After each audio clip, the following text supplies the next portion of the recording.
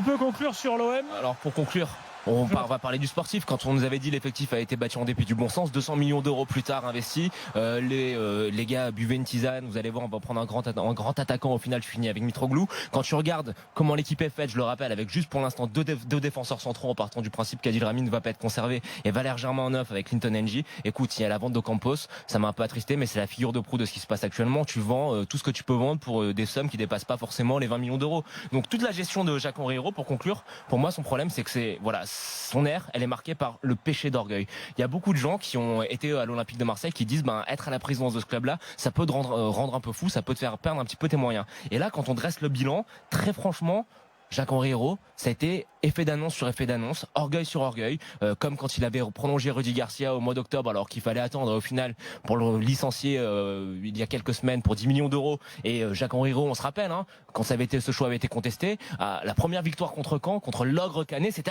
vous avez vu, j'avais eu raison. Alors pour dresser le bilan, très franchement, dans la structuration du club, c'est mauvais. Dans la construction d'une équipe compétitive, c'est mauvais. Dans la construction sur le moyen terme, c'est cataclysmique. Et moi, ce que je vois, c'est que l'OM Champions Project, il est mort. C'est le low cost project. Alors, si j'ai, pour conclure, un petit conseil avec toute l'humilité que je peux avoir à donner à Jacques-Henri Hérault, c'est Jacques-Henri Hérault, s'il vous plaît.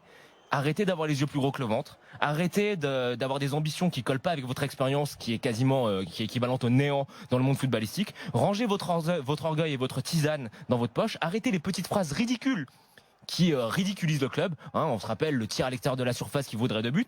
Et très franchement, faites preuve de recul, faites preuve d'humilité, entourez-vous mieux.